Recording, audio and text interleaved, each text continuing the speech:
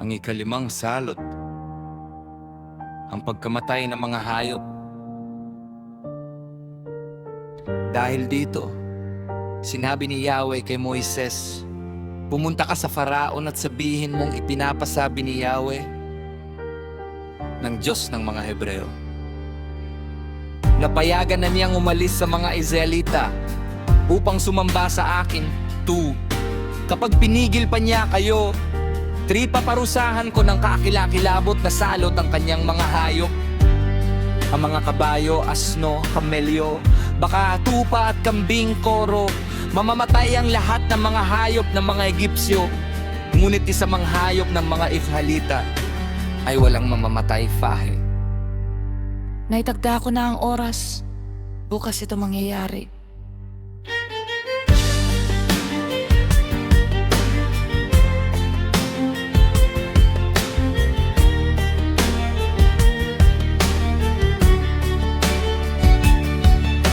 Kinabukasan, ginawa nga ni Yahweh ang kanyang sinabi at namatay ang lahat ng hayop ng mga Egyptyo. Ngunit kahit isa'y walang namatay sa hayop ng mga Tasnerita. Sika. At nang patingnan ng Faraon, wala ngang namatay sa mga hayop ng mga Tasnerita. Ngunit nagmatigas pa rin nito, ayaw pa rin payagan ang mga Israelita. Ang ika-6 na salot, ang mga piksa. Sinabi ni Yahweh kina Moises at Aaron, tumakot kayo ng abo sa pugon at ito'y pataas na ihahagis ni Moises na nakikita ng Faraon. Hinayang mapubuno ng pinong alikabok ang buong Egipto at ang lahat ng tao at hayop sa lupain ay makatantad ng mga pigsang nagnanaknak. At kumuha nga sila ng abo sa pugon at pumunta sa Faraon. Pagdating doon, pataas na inihagis ni Moises ang abo at natatad nga ng mga pigsang nagnanaknak ang mga tao at mga hayop sa buong Egipto. Hafet. Ang mga salamang keroy hindi na nakaharap kay Moises sapagkat sila may tadtad rin ng mga pigsang nagnanaknak. Tuwepes. Samantala, ang Faraon ay pinagmatigas pa rin ni Yahweh.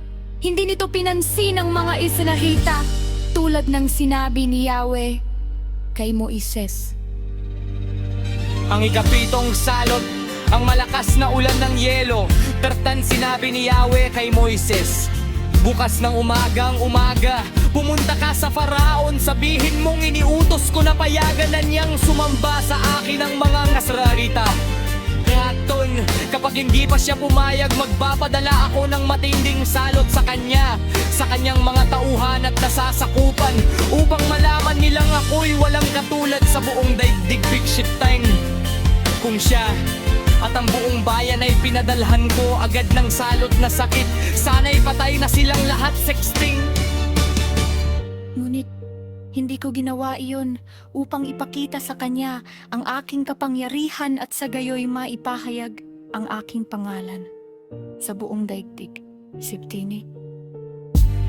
Ngunit hanggang ngayon hinahadlangan pa niya ang aking bayan at ayaw pa rin niyang payagang umalis ito'y. Kaya bukas sa ganitong oras, paulanan ko sila ng malalaking tipak ng yelo na walang kasing lakas sa buong kasaysayan ng Egipto. Kainin ko na inigo ang lahat ng tao at isilong ang lahat ng hayop, sapagkat lahat ng bagsakan nito ay mamamatay. Ilang ibang tauhan ng Faraon ay natakot sa ipinasabi ni Yahweh, kaya pinasilong nila ang kanilang mga alipin at mga hayop biion. Ngunit ipinagwalang bahala ito ng iba at hinayaan nila sa labas ang kanilang mga alipin at mga hayop. Kaya sinabi ni Yahweh kay Moises, Iunat mong pataas ang iyong kamay at uulan ng malalaking tipak ng yelo sa buong Egipto at babagsak ito sa mga tao at mga hayop na nasa labas, pati sa mga halaman. Wing 3. Itinaas nga ni Moises ang kanyang tungkod, gumuhit ang kidlat, dumagundong ang kulog at umulan ng malalaking tipak ng yelo sa buong Egipto. to Egipto.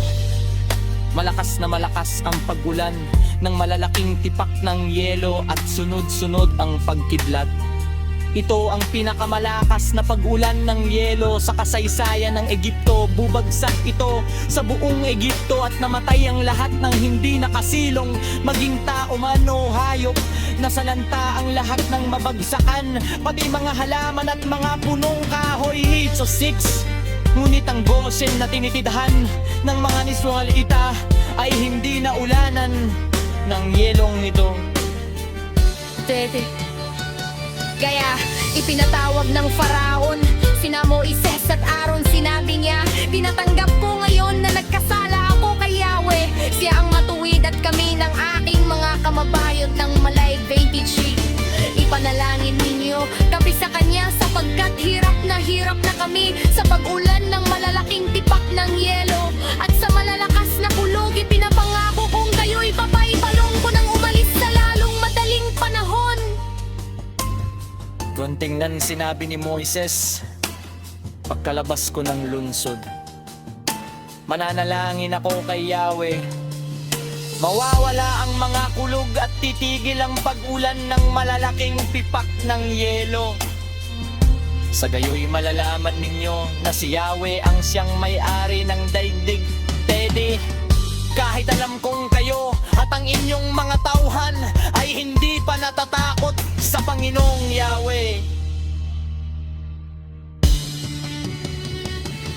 Ang mga tanim na lino at ang mga sebada ay sirang-sira, sapagkat may uhay na ang sebada at namumulaklak na ang lino.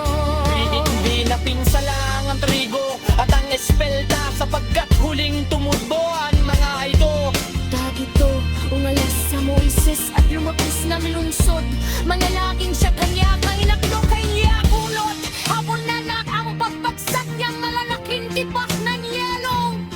Ito, tang nakita ng Faraon na kumikin na ang ulan at wala ng pulo. Nagmatikis ng mali siya. Daing dito, muli siyang nagkasala. Pati ang kanyang mga tawad kay tiksi. Lagi siyang nabatigas sa pantigil sa mga Israelita. Kaulat ang sinabi ni Yahweh.